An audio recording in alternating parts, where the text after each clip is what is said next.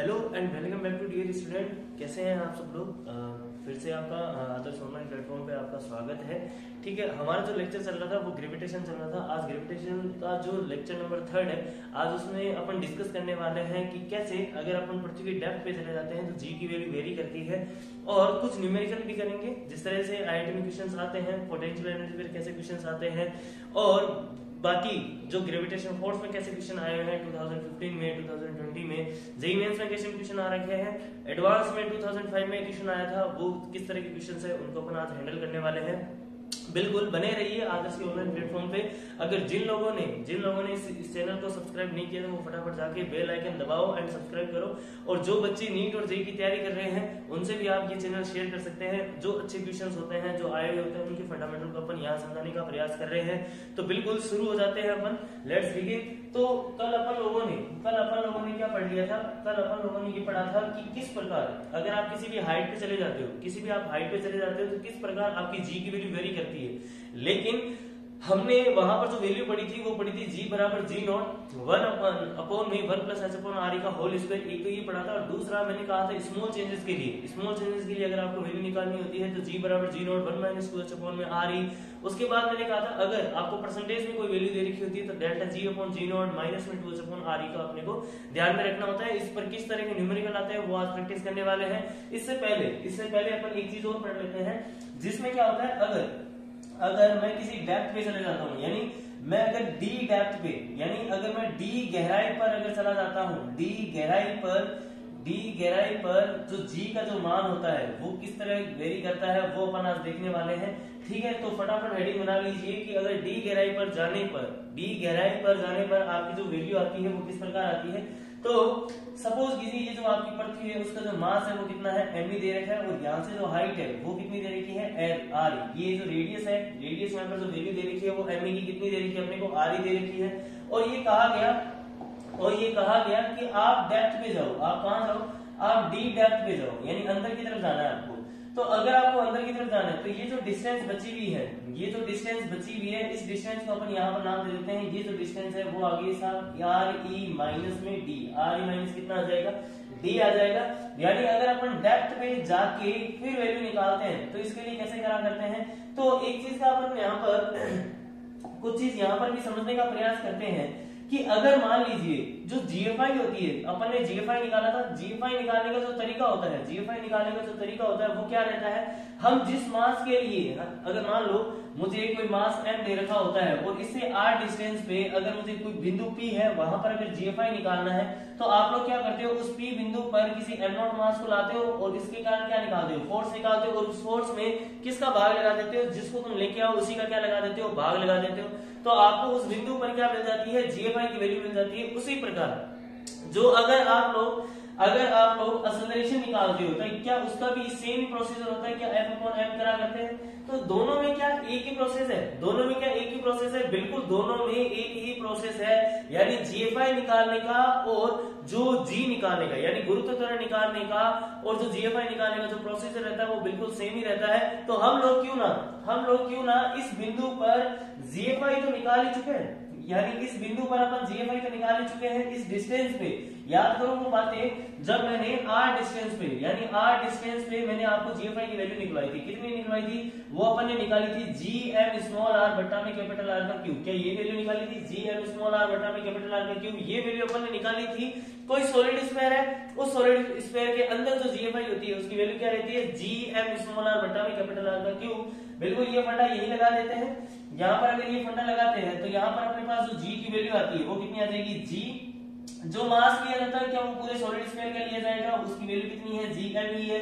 और यहाँ पर स्मॉल आर क्या होता है कि सेंटर से कितनी डिस्टेंस पे आपको वो वैल्यू निकालनी होती है, सेंटर से कितनी डिस्टेंस पे आपको वो वैल्यू निकालनी है। तो यहाँ से सेंटर से जो डिस्टेंस है वो आपको दे रखी है आर ई माइनस में डी बट्टा में कैपिटल आर का क्यूब, यानी इस पूरे सॉलिड स्फीयर का जो रेडियस है वो कितना ले रखा है अपने को, आर ई का होल क्यूब।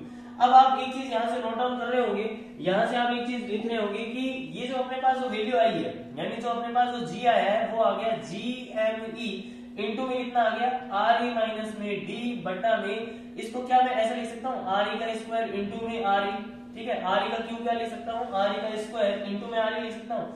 आपको ये चीज कुछ दिख रही होगी, ये चीज क्या है, ये अपन बोल सकते हैं ये जी नॉट की वैल्यू, ये किसकी वैल्यू बच्चा, ये जी नॉट की वैल्यू है। और इंटू में अपने को क्या दे रखा है, आर ई माइनस में डी बट्टा में कितना आ जाएगा, आर ई आ जाएगा। दोनों तरफ आर ई का भाग लगा दो तो यहाँ पर जो जी की जो वैल्यू मिलेगी वो कितनी मिल जाएगी, 1 माइनस डी अपॉन में कितना आ जाएगा साहब, आर ई आ जाएगा। यानी जो जी की वैल्यू आई है वो कितनी आ गई, जी इक्वल टू आ गया जी नॉट ब्रैकेट के अंदर 1 माइनस डी अपॉन में आर ई। बिल्कुल, ये बात आपको समझ में आई क्या, जी बराबर g naught 1 minus D upon में आर ई, क्या आई क्या आपको ये बात में समझ में।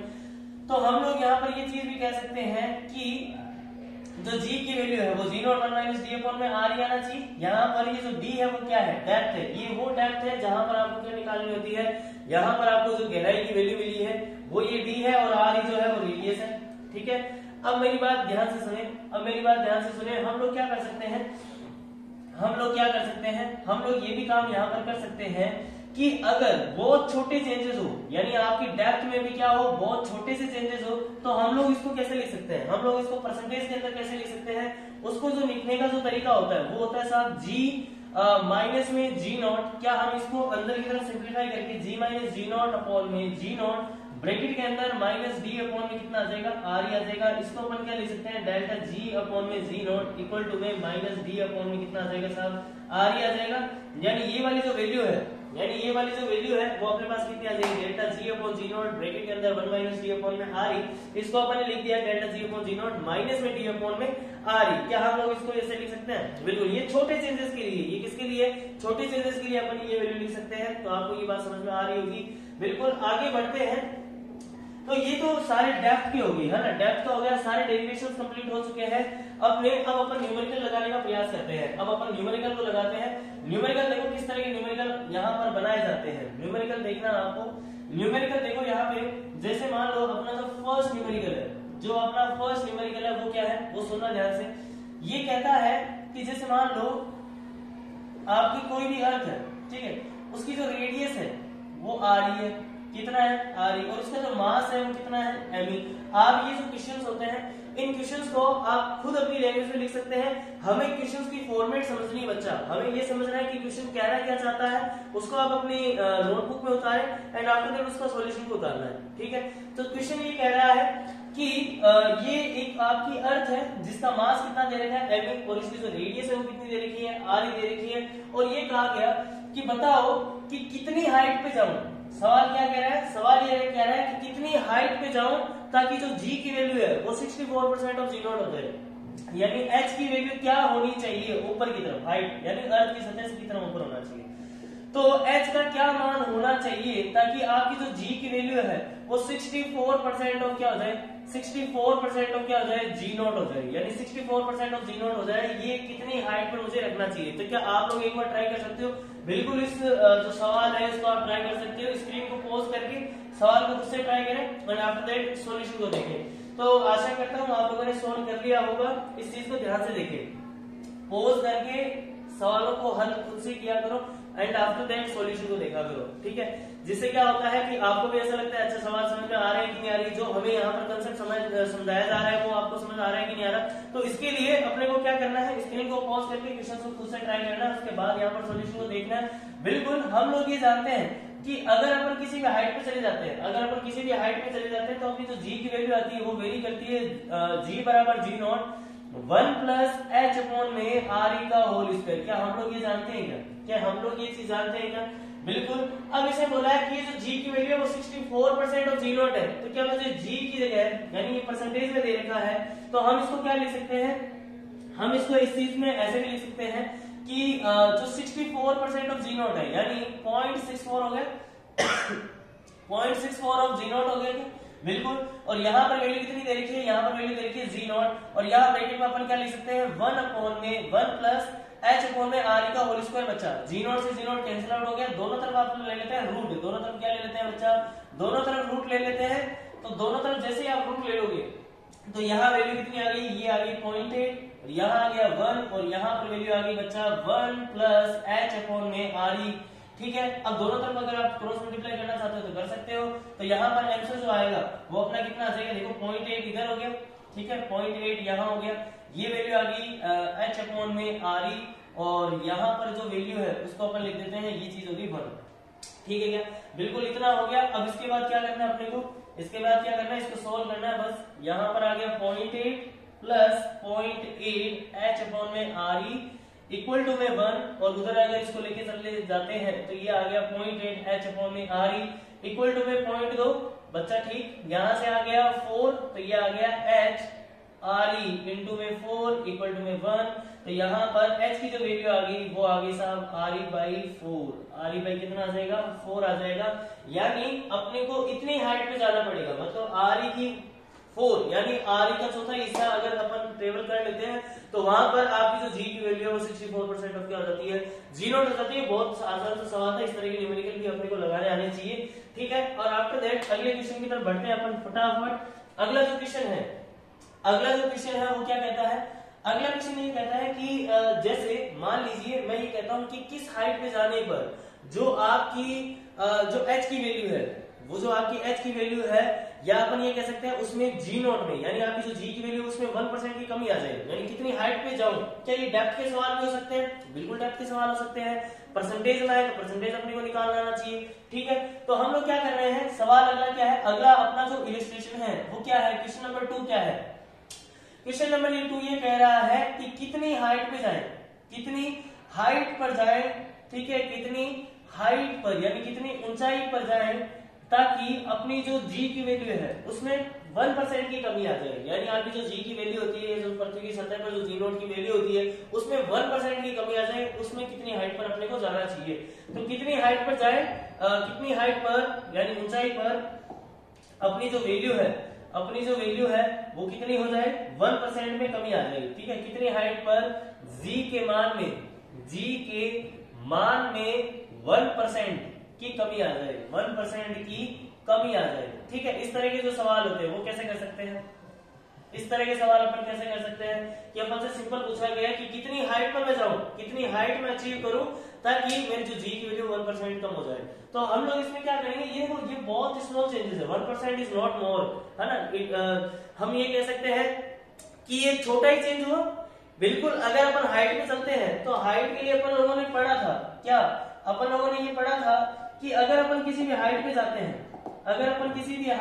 हैं, तो वहां पर छोटे चेंजेस के लिए क्या लिखते थे, डेल्टा G अपॉन में G नॉट इक्वल टू में -2h अपॉन में RE। क्या ये लिखा था अपन लोगों ने ये लिखा था कि अगर आपको छोटे चेंजेस दे रखे होते हैं तो छोटे चेंजेस के लिए हम लोग क्या करते हैं, हम लोग जो G की वैल्यू को जो अपन लिखते हैं वो क्या लिखा करते हैं, delta G upon G naught equal to -2h upon में RE। अपन लोग यहाँ पर ये भी देख सकते हैं कि ये delta G upon G not क्या है, चेंजेस ही तो है। क्या इन परसेंटेज ये वैल्यू दे रखी है, इन परसेंटेज अगर ये वैल्यू दे रखी है तो आप ये काम करो, दोनों तरफ 100 से मल्टीप्लाई कर दो, तो यहाँ आ जाएगा डेल्टा G अपॉन में G नॉट इंटू में 100 इक्वल टू में -2h अपॉन में RE। और यहाँ पर क्या मुझे 100 से मल्टीप्लाई कर देना चाहिए, बिल्कुल सर। अब एक चीज यहाँ पर ये भी देखने को मिलता है, डिक्रीजिंग हुआ है यानी कमी आई है, तो हम लोग इसकी क्या मोड की वैल्यू ले सकते हैं, या आप इस पूरी चीज को माइनस के अंदर भी लिखा जा सकता है। माइनस के अंदर का मतलब ये हो गया कि आपकी जो वैल्यू है वो घट रही है, उसमें जो चेंजेस आ रहे हैं वो कम हो रहे हैं। तो हम लोग यहाँ से ये भी कह सकते हैं कि ये माइनस से माइनस यहाँ पर कैंसिल आउट हो जाएगा। और यहाँ पर अपने को इस पूरे की वैल्यू जो है वो कितनी दे रखी है, 1% दे रखी है। तो यानी हम क्या कर देंगे, यहाँ पे अपन 1 लिख देते हैं और इक्वल टू यहाँ कितना आ जाएगा बच्चा, 2h अपॉन में RE इंटू में यहाँ पर कितना आ जाएगा, 100 आ जाएगा। इधर इसको सोल्व करेंगे तो RE की वैल्यू कितनी होती है, क्या 6400 किलोमीटर होती है, बट्टा में अपन क्या कर सकते हैं, यहाँ 200 कर सकते हैं। तो इक्वल टू में यहाँ पर वैल्यू कितनी आ जाएगी, h कितना आ जाएगा, h आ जाएगा। तो यहाँ पर देखो फटाफट कितना आंसर आया अपना, ये 200 से 200 मर गया, ये 200 मर गया। तो यहाँ पर वैल्यू आ गई अपनी 32, कितनी किलोमीटर आ गई, 32, यानी 32 किलोमीटर पर अगर आप जाओगे तो वहां पर आपकी जो G की वैल्यू है वो उसमें 1% की कमी आने लगेगी। मतलब आप 32 किलोमीटर में जाओ तो आपकी जो h की वैल्यू है उसमें कितनी की कमी आएगी, मतलब 1% की कमी आ जाएगी G के अंदर, ठीक है, इतनी हाइट पे जाने पर। क्या आपको ये बात समझ आई क्या, बिल्कुल आपको ये बात समझ में आ गई होगी, क्योंकि इसमें कुछ ऐसा था नहीं, ऐसे सवालों में कुछ ज्यादा होता नहीं है, सिंपल से क्वेश्चन आते हैं, ठीक है। चलो आगे की तरफ बढ़ते हैं। अगर आपको 10 किलोमीटर के बारे में बोल दिया जाए, मान लो आपको 10 किलोमीटर दे दिया, उसमें भी बहुत छोटे से चेंजेस होते हैं। अगर आपको ऐसा बोल दिया जाए कि 10 किलोमीटर की हाइट पे जाओ 10 किलोमीटर की हाइट में बताओ जी की वैल्यू कितनी आती है। तो सिंपल है, एच की वैल्यू आपको 10 रखनी है और उसको सोल्व करना है और आफ्टर दैट आपके पास जी की वैल्यू आ जाती है ना। इस तरह के क्वेश्चन भी बन सकते हैं। हम कुछ अलग तरह के क्वेश्चन करते हैं, जैसे थर्ड क्वेश्चन। अपना जो थर्ड क्वेश्चन है वो क्या है? थर्ड क्वेश्चन ये कहता है कि अगर मान लीजिए कि आपकी जो वैल्यू है, मतलब एक कोई अर्थ है, ठीक है, ये कोई अर्थ है, इसकी जो रेडियस है वो कितनी दे रखी है आर ई, और इसका जो मास है वो कितना दे रखा है एम ई। मैं बोल देता हूं कि ये प्लैनेट नंबर 1 है। ये कौन सा है? प्लैनेट नंबर क्या है? 1 है। अपना ये प्लैनेट 1 है, ठीक है। अगर इसी प्लैनेट को अगर मैं दूसरा एक और प्लैनेट मान लेता हूँ, ये मेरा प्लैनेट नंबर 2 है। प्लैनेट का मतलब समझ रहे हो, ये ग्रह है 2 तरह के, ठीक है। एक प्लैनेट फर्स्ट ईयर है, प्लैनेट नंबर सेकंड ईयर है, ठीक है। अब यहाँ पर इसका जो रेडियस है वो 2 टाइम्स ऑफ क्या है अर्थ है, एंड इसकी जो मास है, मास भी क्या है 2 टाइम्स ऑफ अर्थ है। यानी दोनों को ये जो वैल्यू दे रखी है, इसने बोला है कि इसका जो मास है वो एम ई है और इसका जो रेडियस है वो आर ई है। एंड अनदर जो प्लैनेट है, अगला जो प्लैनेट जो है उसकी जो रेडियस अपने को दे रखी है वो दे रखी है 2 आर ई, एंड इसका जो मास दे रखा है वो कितना दे रखा है 2 में दे रखा है। और कहा गया कि एक कोई बंदा, एक कोई यहाँ पर कोई बंदा है, वो बंदा यहाँ पर खड़ा है, तो इसकी जो वैल्यू है, मतलब यहाँ पर अगर वो खड़ा था तो इसकी जो वेट आया था वो आया था 60 किलो। कितना आया था? वो 60 किलो की वैल्यू दे रहा था। यहाँ पर उसकी वैल्यू कितनी आ रही थी? 60 किलो थी, ठीक है। यहाँ पर ये जो है वो 60 किलो पर है। तो बोला गया कि अगर इसी बंदे को यहाँ पर मैं खड़ा कर दूं, यहाँ पर अगर मैं इसी बंदे को खड़ा कर दूं, तो पहले ये यहाँ पर खड़ा था तो इसकी वैल्यू कितनी थी? 60 किलो थी। अगर मैं इसको यहाँ पर ले जाऊं, यानी प्लैनेट नंबर सेकंड पे ले जाऊं, तो बताओ कितना वेट होगा? यहाँ पर इसका वेट अपन मान लेते हैं ये W है ना, W1 नाम दे देते हैं। तो बताओ यहाँ W2 कितना होगा? इस तरह के सवाल भी आ सकते हैं। इन तरह के सवालों को कैसे किया जाता है वो अपन सीखने वाले हैं अभी, ठीक है। तो प्लैनेट 1 है, वो प्लैनेट नंबर 2 है, और प्लैनेट 1 पे जो वेट दे रखा है, जो वेट दे रखा है इस बंदे का वो 60 किलो दे रखा है। तो अपने प्लैनेट 2 पर इसकी वैल्यू बतानी है। तो चलिए इस सवाल को हल करते हैं। सवाल को हल करने का जो तरीका होता है वो क्या रहता है वो अपन को सीखना है। देखो, हम लोग ये जानते हैं वेट का मतलब क्या होता है। वेट का मतलब सिंपल सा होता है mg। कितना होता है? mg। यानी W1 की जो वैल्यू दे रखी है वो 60 दे रखी है, यानी ये 60 केजी है। अरे हाँ ना बोलो। यानी W1 की जो वैल्यू दे रखी है वो कितनी दे रखी है? mg दे रखी है, यानी mg की वैल्यू जो है वो 60 किलो है, ठीक है। अब अगर मैं दूसरे प्लैनेट की बात करता हूँ, तो दूसरे प्लैनेट में सोचो इसका जो मास है, यानी वो तो दे रखा है अपने को me, और इसकी जो रेडियस है वो कितनी अपने को दे रखी है? इसकी जो रेडियस है वो कितनी दे रखी है अपने को?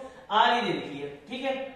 तो हम लोग यहाँ पे क्या कर रहे हैं? हम लोग यहाँ पर जी की वैल्यू कैलकुलेट करने जाएंगे। जी की वैल्यू वैसे निकालनी होती है जैसे आप जीएफआई निकालते हो। अगेन यहाँ पर क्या लिख देंगे? जी एम डैश बट्टा में आर डैश का स्क्वायर, क्या यही लिखने वाले हैं। अब हम लोग ये जानते हैं कि ये जो एम डैश है वो क्या एम ई का 2 टाइम्स है। एम ई का कितना है? 2 टाइम्स। और ये जो आर डैश है वो भी क्या है? 2 टाइम्स ऑफ अर्थ है। 2 टाइम्स ऑफ क्या है ये? अर्थ। मतलब जो आर की वैल्यू वो भी 2 टाइम्स ऑफ अर्थ है, एंड जो एम की वैल्यू वो भी 2 टाइम्स ऑफ क्या है? अर्थ है।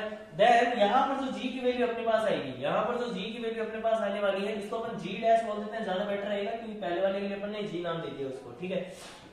तो यहाँ पर जो जी डैश का मान आएगा वो कितना आ जाएगा साहब? वो आ जाएगा 2GME बट्टा में 4RE का स्क्वायर। यहाँ पर अगर मैं इसको कैंसिल आउट करूं तो यहाँ वैल्यू आती है, यहाँ जो वैल्यू आएगी वो कितनी आ जाएगी? यहाँ वैल्यू आ जाएगी GME, यानी जी अपने पास जो यहाँ पर वैल्यू आएगी वो आ जाएगी साहब GME बट्टा में 2RE का स्क्वायर। क्या यही आने वाला है? क्या यही आने वाला है? बिल्कुल। अब आप यहाँ पर देखो जो जी डैश है, अगर यहाँ पर जी डैश को अगर आप देखोगे ध्यान से, तो ये GME अपॉन में आर स्क्वायर क्या है? क्या ये GME अपॉन में आर स्क्वायर क्या है? क्या ये GM अपॉन में आर का स्क्वायर ही जी ही है? तो अपन लोग यहाँ कह सकते हैं जो जी डैश की वैल्यू आई है वो कितनी आ गई? G/2 आ गई। कितनी आ गई? G/2 आ गई बच्चे। अब मास इसमें तो कोई चेंज नहीं होने वाला है, चेंज किसमें होगा? सिर्फ जी की वैल्यू में चेंज होने वाला है। तो हम लोग ये देखते हैं कि अगर अपन वेट निकालेंगे W2 का, यानी W2 पर अगर वेट निकालने का प्रयास करेंगे तो वहां पर क्या लिखेंगे? m इंटू में जी डैश लिखने वाले हैं, और जी डैश की जो वैल्यू है वो कितनी है? G/2 है। यानी mg कितना था? पहले mg था यहाँ पे 60, तो mg/2 अगर आप कर देते हो तो यहाँ पर जो वैल्यू आएगी वो कितनी आ जाएगी? 30 kg आ जाएगी। कितनी आ जाएगी? 30 kg आ जाएगी। यहाँ पर अगर आप अगर आप खुद देख सकते हो कि किस प्रकार आपकी अगर मास को अगर आप चेंज करते हो, देन आपको आर की वैल्यू अगर आप चेंज करते हो तो किस प्रकार यहाँ पर जो वेट है आपका वो किस प्रकार से चेंज होता है। क्या आपको ये बात समझ आई क्या? बिल्कुल बहुत आसान है, इस तरह के सवाल बहुत आसान होते हैं, आपको ये समझ में आना चाहिए। ठीक है, आगे बढ़ते हैं अगले सवालों में, है ना। तो आईआईटी में एक सवाल है, आईआईटी का क्या सवाल है? आईआईटी का ये सवाल था, ये मेंस का है, आई थिंक आईआईटी का नहीं, ये मेंस का सवाल है। ये मेंस में आया हुआ सवाल है। ये मेंस में आया हुआ सवाल क्या कहता है वो सुनना। ये 2020 में ही आया था, ये 2020 का ही सवाल है। ठीक है, 2020 में सवाल क्या आया था वो देखना, जेईई मेंस का है। ये जेईई मेंस क्या कहता है, ये सवाल ने क्या कहा, सुनना ध्यान से। ये सवाल ये कहता है कि मान लीजिए कि कोई मास जो है वो आपका 0,0 पर पड़ा हुआ है, यानी ये अपन कह सकते हैं कि 0,0 पर है, कोई मास पड़ा हुआ है ना, m वो कहां पर बैठा हुआ है, 0,0 पर बैठा हुआ है। और अगेन ये एक रोड है, ठीक है।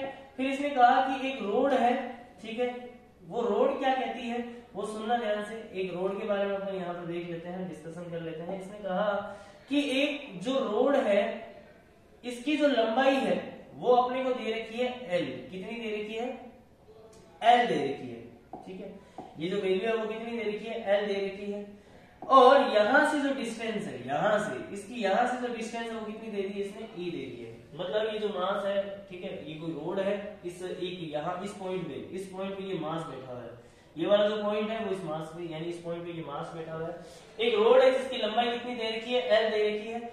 और ये कहा गया कि इस रोड पे, यानी इस रोड पे कोई मास यानी लैम्डा बिखरा हुआ है in the form of a plus bx square, in the form of a plus bx square. मतलब यहां पर जो मास फैला हुआ है, यहां पर जो मास फैला हुआ है वो कितना फैला हुआ है, वो फैला हुआ है a प्लस bx स्क्वायर। यानी इस तरह से मास यहां पर फैला हुआ है, यानी केजी पर मीटर कह सकता हूँ यहाँ पे। ये मैंने कह दिया, ये लैम्डा जो है वो इस तरह से फैला हुआ है केजी पर मीटर, ठीक है। तो आप लोगों को क्या बताना है, आप लोगों को सिंपल ये बताना है कि इस मास के कारण इस रोड पर कितना फोर्स लगेगा। बहुत सिंपल है। देखो मैं यहाँ पर ये बता सकता हूँ कि मैंने बहुत सारे बच्चों को इलेक्ट्रोस्टैटिक के अंदर भी मैं ये सवाल कराता हूँ। आप लोग ये देखोगे ये सेम टू सेम सवाल कहाँ किया जा सकता है, ये सेम टू सेम सवाल बार एक फर्स्ट चैप्टर में किया जा सकता है, बिल्कुल किया जा सकता है। क्योंकि वहां पर क्या होता है, चार्जेस होते हैं, वहां पर क्या होता है, चार्जेस होते हैं, और यहाँ पर क्या हो रहा है, मासेस हो रहे हैं। बिल्कुल करने का मेथड सेम है। अभी 2020 में ये सवाल आ गया, और ये तो एक स्टैंडर्ड सवाल है, और यहीं से आईआईटी क्वेश्चन पूछती है, यहीं से ऐसे क्वेश्चन आईआईटी पूछती है। तो आप सोचो यहाँ पे 2020 में सवाल दिया गया मास के बेसिस पे। अब सोचो अगला जो टर्म आएगा उसमें क्या वो चार्जेस के बेसिस पे सवाल बन सकता है, बिल्कुल चार्जेस के बेसिस पे बना दो। तो कैसे याद करो, लेकिन जो मेथड होता है वो बिल्कुल सिंपल होता है करने का। वो क्या मेथड है, आप लोग यहाँ पे सोचो, ये जो मास दे दिया यानी ओरिजिन पे वो m दे दिया, और ये जो रोड है उसकी लंबाई l दे दी है। और इस रोड पे यानी इस पूरी रोड पर जो मास फैला हुआ है वो पर मीटर कितना फैला हुआ है, a प्लस bx स्क्वायर। यानी इस रोड पर जो मास फैला हुआ है कितना फैला हुआ है, वो फैला हुआ है साहब a प्लस bx स्क्वायर, ठीक है। अब अपन को ये बताना है कि इस रोड पर, यानी ये वाली जो रोड है, इस रोड पर इस m के कारण कितना फोर्स लग रहा है। तो चलिए इस सवाल को करते हैं। इस सवाल को जो करने का जो तरीका है वो क्या रहता है, इस सवाल को जो करने का जो तरीका है वो क्या रहेगा अपना, वो सीखना अपने को। पहले हम लोग क्या करते हैं कि जितने भी अपन ने फोर्स पढ़े थे, यानी जो F की वैल्यू अपन ने निकाली थी Gm_m2 अपॉन में r स्क्वायर, ये सब निकाला था अपन लोगों ने। हम लोगों ने वहां पर ये भी देखा था, ये जो M और M2 होते हैं वो पॉइंट ऑब्जेक्ट्स होते हैं। वो कैसे ऑब्जेक्ट्स होते हैं, पॉइंट ऑब्जेक्ट्स होते हैं, ठीक है। ये M1 और M2 जो है वो पॉइंट ऑब्जेक्ट है। तो हम लोग यहाँ पर ये भी कह सकते हैं कि यहाँ पर ये पॉइंट ऑब्जेक्ट नहीं है, ये पूरा का पूरा एक डिस्ट्रीब्यूटेड मास है, यानी पूरी इस तरह से ये विभाजित हुआ मास होता है। तो हम लोग यहाँ पे क्या करेंगे, हम लोग यहाँ पे क्या करने वाले हैं वो देखें ध्यान से। हम लोग ये कहेंगे कि आप एक काम करो, आप क्या करो, यहाँ से x डिस्टेंस पे जाओ। कितनी डिस्टेंस पे जाओ, यहाँ से x डिस्टेंस पे जाओ, और एक छोटा सा यहाँ एक एलिमेंट काट लो। यहाँ पर क्या काट लो, एक छोटा सा एक एलिमेंट काट लो। ये यानी आपको जाना है x डिस्टेंस पे, और इस x डिस्टेंस पे जाके एक छोटा सा क्या काट लेना है, एक एलिमेंट काट लेना है, ठीक है।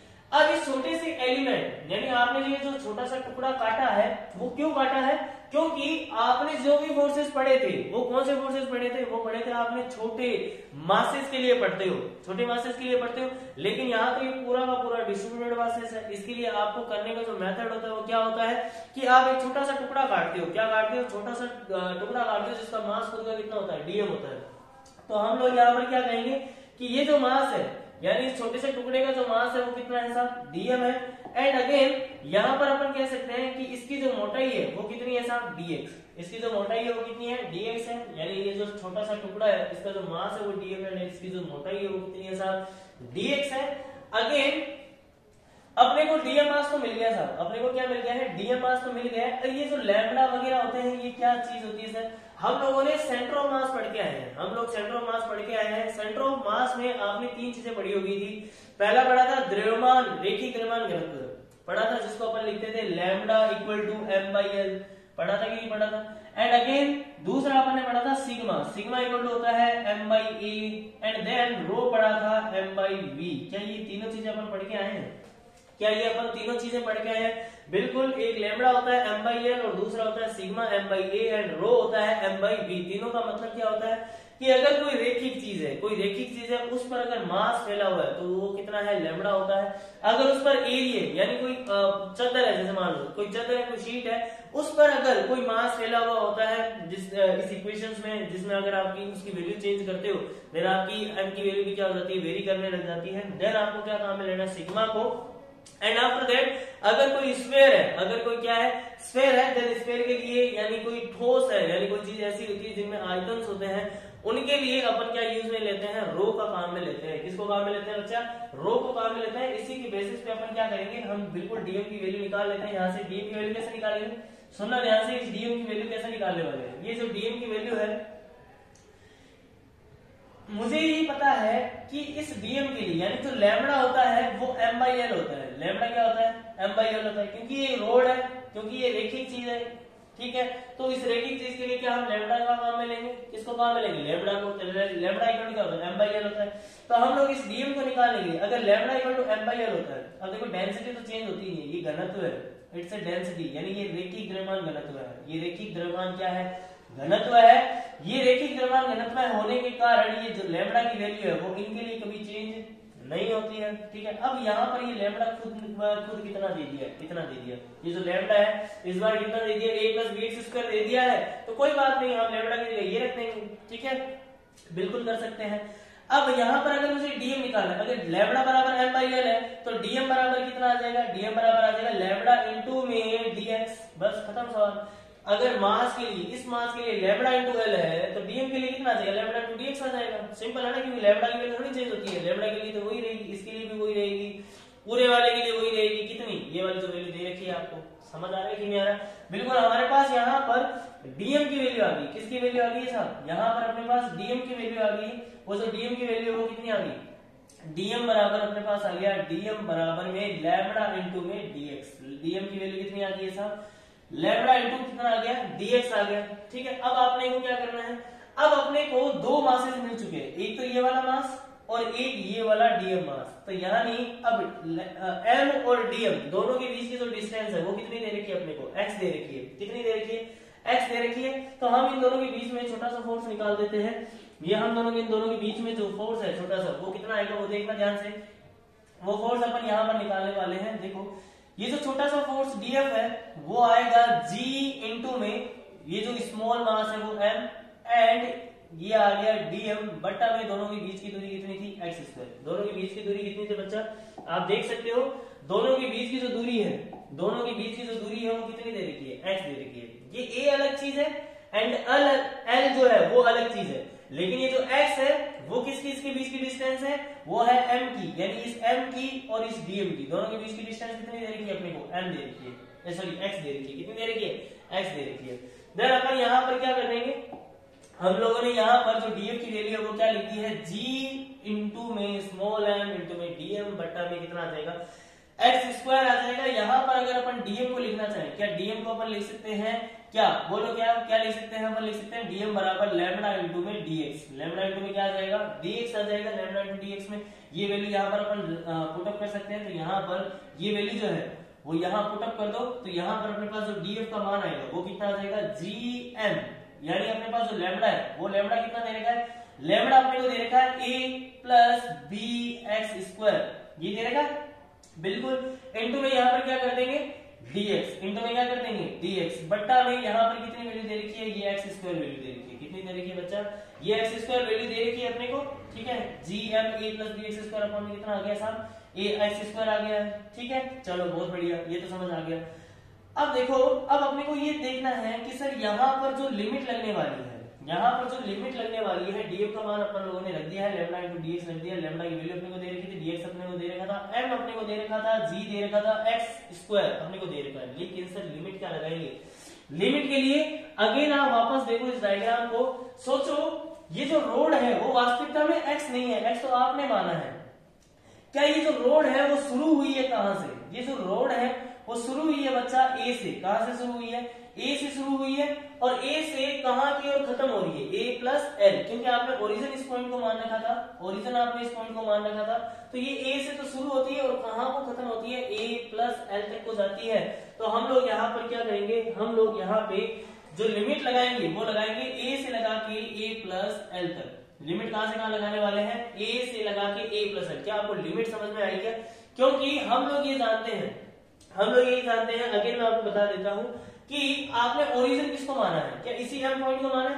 ये कहां से शुरू हुआ है, ये जो रोड है, ये रोड कहां से शुरू हुई है, ये रोड शुरू हुई है ए से। कहां से शुरू हुई है, ए से, और कहां को जा रही है, ए प्लस एल तक जा रही है। ए प्लस कहां तक जा रही है, एल तक जा रही है। मतलब उस पूरी रोड के लिए तो निकालना था, उस पूरी रोड के लिए तो निकालना था। बिल्कुल, आपने जो एक्स निकाला है वो छोटे से इस डीएम के लिए निकाला था, लेकिन हमें इस पूरी रोड के लिए निकालना है। तो आप खुद सोचो ये रोड कहां से शुरू हुई है और कहां को खत्म हो रही है। ये रोड शुरू हुई ए से और कहां को खत्म हो रही है, ए प्लस एल तक खत्म हो रही है बच्चा, बिल्कुल।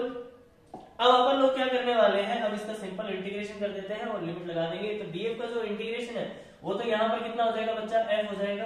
एंड अगेन मैं अंदर की तरफ की जो भी वैल्यू है उसको सोल्व कर देता हूँ। ये लग गया ए से लगा के ए प्लस एल तक, एंड यहाँ पर वैल्यू आ जाएगी जी एम ए, बट्टा में कितना आ जाएगा एक्स स्क्वायर इंटू में डीएक्स, ठीक है, प्लस इंटीग्रेशन ऑफ ए से लगा के ए प्लस एल। अगेन यहाँ पर वैल्यू आ जाएगी G M B X square upon में यहाँ पर कितना आ जाएगा, एक्स स्क्वायर आ जाएगा, इंटू में कितना आ जाएगा साहब, डीएक्स आ जाएगा। क्या ये आपको इंटीग्रेशन समझ में आएगा, मैंने कुछ नहीं किया है, मैंने दोनों तरफ भाग लगाया है, सिंपल। आप इसका इसमें भाग लगा सकते हो, इसमें लगा सकते हो। तो हम लोगों ने ये कर दिया, इंटू में डीएक्स कर दिया और उसकी तरफ अपन बोलेंगे चलेंगे। अब आप ध्यान से देखो, जो चीजें नियतांक है उनको बाहर रख दो, ए और बी नियतांक था लैम्डा के अंदर, उनको अपन ने बाहर रख दिया है। तो जैसे ही बाहर रख दोगे तो यहाँ पर जो वैल्यू आएगी वो कितनी आ जाएगी, जी एम ए तो बाहर चला गया, और 1/x स्क्वायर का 1/x स्क्वायर जो होता है, क्या 1/x स्क्वायर का जो समाकलन होता है वो अपन लोगों को पता है क्या होता है, क्या ये माइनस का 1/x होता है, क्या होता है ये माइनस का 1/x होता है। बहुत बार ऐसा इंटीग्रेशन कर रखा होता है, फिर भी बच्चों को अगर इंटीग्रेशन में दिक्कत आती है तो थोड़ा सा बच्चा अपने आप को जो मैथमेटिक्स टूल्स होते हैं उनके लेक्चर को पढ़ना शुरू करो, ठीक है। अगर आपको मैथमेटिक्स रूल्स में प्रॉब्लम आती है तो कमेंट बॉक्स में डालें। जिन बच्चों को इंटीग्रेशन वगैरह डिफरेंशिएशन वगैरह में दिक्कत होती है, जिनको फिजिक्स के स्टार्टिंग पोर्शन का, जैसे जिन बच्चों को कंपोनेंट लेने नहीं आते, जिनको वेक्टर में प्रॉब्लम आती है, जिनको इंटीग्रेशन डिफरेंशिएशन में प्रॉब्लम्स आती है, इन जितने भी ये प्रॉब्लम्स है सवालों के अंदर तो ये आएंगी। अगर जिन बच्चों को यहाँ प्रॉब्लम्स आती है तो वो अपने कमेंट बॉक्स में डाल दें। अगर ज्यादा कमेंट्स आते हैं, ज्यादा अगर डिमांड आती है तो हम लोग इस पर भी एक लेक्चर बना सकते हैं, तो वो आप जरूर इस चीज को देखें, ठीक है। अगर यहाँ पर एक्स स्क्वायर को एक बार मैं बता देता हूँ कि 1/x स्क्वायर का इंटीग्रेशन कैसे करना है। तो इंटीग्रेशन करने के लिए क्या आपको x - 2 ऊपर लेके जाएंगे, बिल्कुल ऊपर लेके चलेंगे। तो -2 + 1 -2 + 1, यहाँ पर जो वैल्यू आ गई वो कितनी आ गई, x - 1 - 1, अगेन यहाँ क्या -1/x आ जाएगा, क्या ये तो ये -1/x है।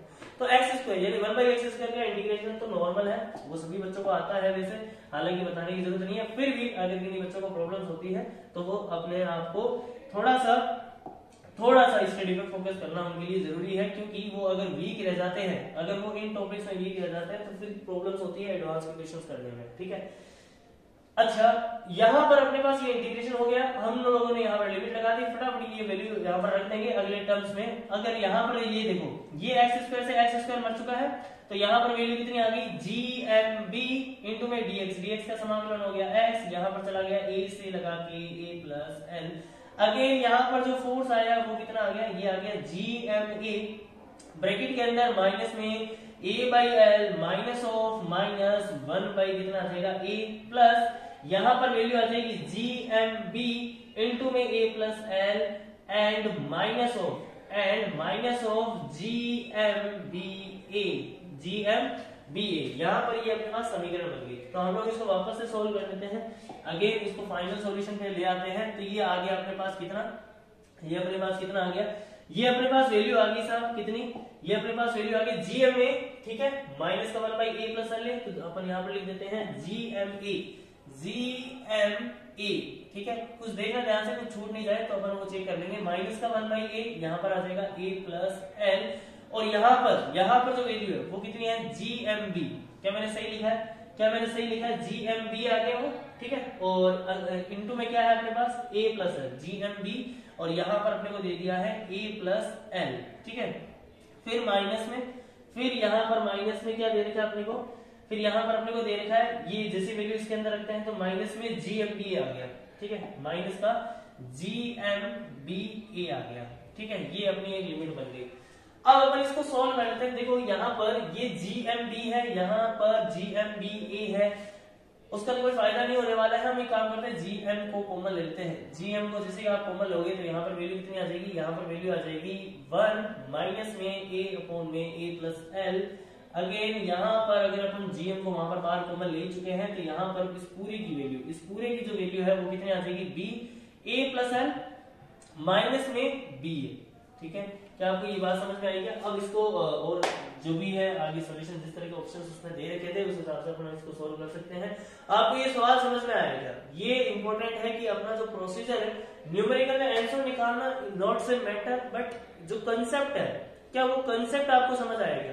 कंसेप्ट जो है वो क्या कहता है, कंसेप्ट ये कहता है कि आपने अगर पूरे मास को डिस्ट्रीब्यूटेड कर रखा है रोड पे, देन उसकी वजह से जो आपका फोर्स आता है वो कैसे निकाला जाता है, वो अपन लोगों ने आज सीखा है कि आप क्या करा करो, आप छोटा सा स्मॉल एक मास टुकड़ा काटा करो और उसकी वजह से क्या निकाल लिया करो, फोर्स की वैल्यू निकाल सकते हो।